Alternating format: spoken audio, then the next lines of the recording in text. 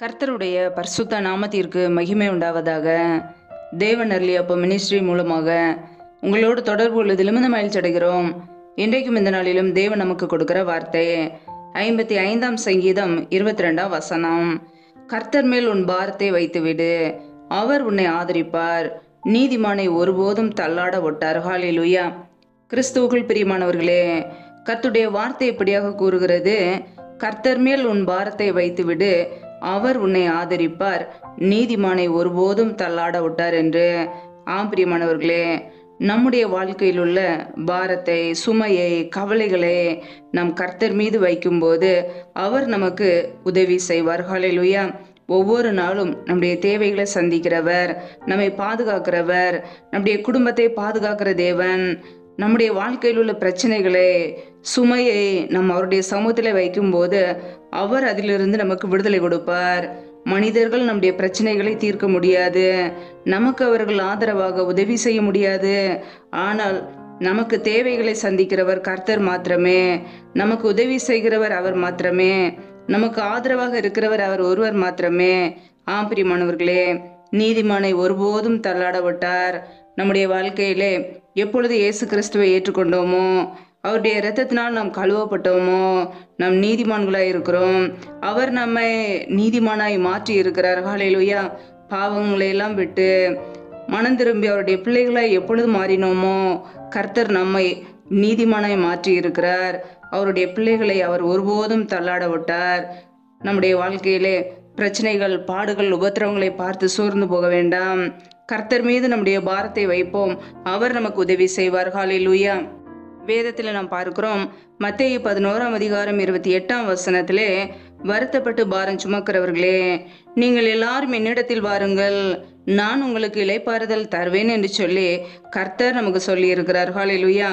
ஒருவேளை வருத்தத்தோடு, துன்பத்தோடு, பாடுகளோடு நீங்கள் பாரத்தை சுமந்து கொண்டு இருக்கலாம். இயேசு கிறிஸ்துவின் அண்டை வாருங்கள், அவர் உங்களுக்கு இளைப்பாறுதலை கொடுப்பார். ஹல்லேலூயா.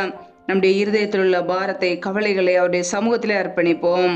கர்த்தர் நம்மை ஆறுதல் படுத்துவார், அவருடைய வசனத்தை அனுப்பி நம்மை குணமாக்குவார். ஹல்லேலூயா. வேத வசனம் இப்படியாக கூறுகிறது, அவர் உங்களை விசாரிக்கிறவர் ஆனபடியால் உங்கள் கவலைகளை எல்லாம் அவர் மேல் வைத்து விடுங்கள் என்று. ஆம் பிரியமானவர்களே, நம்முடைய வாழ்க்கையிலே நம்மை விசாரிக்கிற தேவன் நமக்கு உண்டு. ஒருவேளை மனிதர்கள் நம்மை விசாரிக்க மறந்து போகலாம், உறவினர்கள் நம்மை விசாரிக்க மறந்து போகலாம், சொந்த பந்தங்கள் நம்மை விசாரிக்க மறந்து போகலாம், நண்பர்கள் நம்மை விசாரிக்க மறந்து போகலாம். ஆனால் நம்மை உருவாக்கிய தேவன் நம்மை விசாரிக்க மறப்பதில்லை. அவர் ஒவ்வொரு நாளும் நம்மை விசாரிக்கிறார். ஹல்லேலூயா. அவர் நம்மை விசாரிக்கிறபடியால் நம்முடைய கவலைகளை நாம் யாரிடம் சொல்ல வேண்டும்? தேவ சமூகத்திலே அர்ப்பணிக்க வேண்டும். நம்முடைய கவலைகளை தேவ சமூகத்திலே தெரியப்படுத்தி விட்டோமா? நம்முடைய பாரத்தை, துக்கத்தை அவர் மீது வைத்து விட்டோமா? நம்மை நாமே ஆராய்ந்து பார்ப்போம். நம்மை விசாரிக்கிற தேவனிடத்திலே நாம் நம்முடைய பிரச்சனைகளை சொல்லும் போது கர்த்தர் அதிலிருந்து நமக்கு விடுதலை கொடுப்பார். பிரச்சனைகளை நீக்குகிறவர். நம்முடைய வாழ்க்கையில் உள்ள பாடுகளை, கஷ்டங்களை, துன்பங்களை நோக்கி பார்க்காமல் நம் தேவனை நோக்கி பார்க்கும்போது நம்முடைய வாழ்க்கையில் உள்ள எல்லா பிரச்சனைகளும், பாடுகளும் மறைந்து போகும். ஹல்லேலூயா. பிரச்சனையிலிருந்து நீக்கி நம்மை ஆசீர்வதிக்கிற தேவன், துன்பமான காரியங்களிலிருந்து நம்மை விடுவிக்கிறவர். கர்த்தருடைய பிள்ளைகளாய் நாம் இன்றைக்கு எப்படி வாழ்கிறோம்? நம்மை விசாரிக்கிற தேவனுடைய சமூகத்திலே அர்ப்பணிக்கிறோமா? நம்முடைய குடும்பத்தில் உள்ள பிரச்சனைகளை, பாடுகளை தேவ சமூகத்திலே தெரியப்படுத்தி விட்டோமா? நம்மை நாமே சற்று ஆராய்ந்து பார்ப்போம். அவரே நமக்கு ஆறுதல் செய்கிறவர், அவரே நம்மை வழி நடத்துகிறவர். ஒவ்வொரு நாளும் நம்முடைய பாரத்தை நாமே சுமந்து தெரியாதபடிக்கு தேவ சமூகத்தில் அர்ப்பணிப்போம். அவரால் மாற்றக்கூடாத காரியம் ஒன்றுமில்லை. ஹல்லேலூயா. அவர் நம்முடைய குடும்பத்தை பாதுகாப்பார், நம்முடைய தேவைகளை சந்திப்பார். நமக்கு என்ன வேண்டும் என்று அவர் அறிந்திருக்கிறார். கர்த்தருடைய பிள்ளைகள் விசுவாசத்தோடு, நம்பிக்கையோடு ஒவ்வொரு நாளும் தேவனை பற்றி பிடித்துக் கொள்வோம். அவரே நம்முடைய நம்பிக்கை. அவரே நமக்கு ஒவ்வொரு நாளும் நம்மை நீதியின் பாதையில நடத்துகிறவர், நம்மை ஆசீர்வதிக்கிறவர். ஹல்லேலூயா. கர்த்தர் தாமே இந்த வார்த்தையின்படி உங்களை ஆசீர்வதிப்பாராக. ஆமேன். ஜெபம். எங்களை அதிகமாய் நேசிக்கிற எங்கள் அன்பின் பரலோக பிதாவே, மை துதிக்கிறோம், ஸ்தோத்திரிக்கிறோம். அப்பா, இந்த இரவு நேரத்துக்காக உடைய சமூகத்திலே வருகிறோம். இந்த நாள் முழுவதும் எங்களை பத்திரமாய் பாதுகாத்து கொண்டீரே, அதற்காக ஸ்தோத்திரம். ஒவ்வொரு நாளும் கணின்மணி போல எங்களை பாதுகாத்து கிருபையோடு ஜீவனோடு வைத்திருக்கிறீரே, நன்றி அப்பா. பிரயாணங்களிலே போகும்போது வரும்போது எங்களை பாதுகாக்கிறீரே, நன்றி. இப்பொழுது இணைந்திருக்கிற ஒவ்வொரு குடும்பங்களையும் உடைய கரங்களிலே அர்ப்பணிக்கிறோம். என் தேவன் தாமே பிள்ளைகளை ஆசீர்வதிப்பீராக. பிள்ளைகள் செய்கின்ற வேலைகள், தொழில்கள், வியாபாரங்கள் எல்லாவற்றையும் ஆசீர்வதிங்கப்பா. கையின் பிரயாசங்களை பெருக பண்ணுங்க. கையின் பிரயாசங்கள் தேவையில்லா செலவுக்கோ, வீண் செலவுக்கோ, மருத்துவ செலவுக்கோ, வடியும் சொல்லி போகாதபடிக்கு என் தேவன் பிள்ளைகளை ஆசீர்வதிங்க. எந்தெந்த குடும்பங்களிலெல்லாம் திக்கற்ற பிள்ளைகளாய் தனிமையோடு வாழ்கிறார்களோ, கணவரால் கைவிடப்பட்ட ஒரு நிலைமையில கஷ்டப்படுகிறார்களோ, என் தேவன் அவர்களுக்கு உதவி செய்யுங்க. திக்கற்ற பிள்ளைகளுக்கு நிறைய சகாயர், என் தேவன் மாத்திரமே உதவி செய்ய முடியும். உடைய கரங்களில் அர்ப்பணிக்கிறோம். யாரெல்லாம் வேலைக்காக கஷ்டப்படுகிறார்களோ, பிள்ளைகள் படிப்புக்கேற்ற நல்ல வேலைகளை ஏற்படுத்தி கொடுங்கப்பா.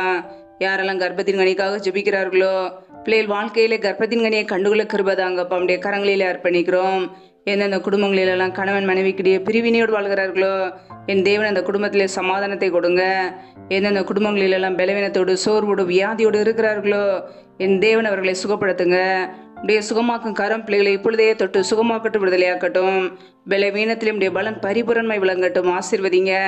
இந்த இரவு நேரத்தில் முற்றிலுமாக உடைய சமத்தில் அர்ப்பணிக்கிறோம். இன்பமான நித்திரையை கொடுங்க. நல்ல சொப்பன தரிசனங்களை வெளிப்படுத்துங்க. வரப்போகிற காரியங்களை குறித்து எங்களோடு பேசுங்க. அதிகாலையில் எழுந்து உடைய சமத்திலே காத்திருக்க புது கிருபையில பெற்றுக்கொள்ள எங்களை அர்ப்பணிக்கிறோம். சத்துரு கொண்டு வருகிற போராட்டங்கள், பிரச்சனைகள், தீமைகள், மரண பயங்கள், இருளின் அதிகாரங்கள், ஆபத்துகள், நாச மோசங்கள், தீமைகள், விக்னங்கள் எல்லாவற்றிற்கும் விலைக்கு எங்களை பாதுகாத்து கொள்ளுங்கப்பா. உடைய ரத்த கோட்டைகளை எங்களை அர்ப்பணிக்கிறோம். கர்த்தரின் ஆசீர்வாதமே ஐஸ்வர்யத்தை தரும் என்ற வசனத்தின்படி பிள்ளைகளை ஆசீர்வதித்து உடைய ஐஸ்வர்யத்தினால் நிரப்புங்க. உடைய நன்மையினால் நிரப்புங்கப்பா. முற்றிலுமாக தாழ்த்தி ஜெபிக்கிறோம். எல்லா துதிகன மகிமையெல்லாம் ஒருவருக்கே செலுத்துகிறோம்.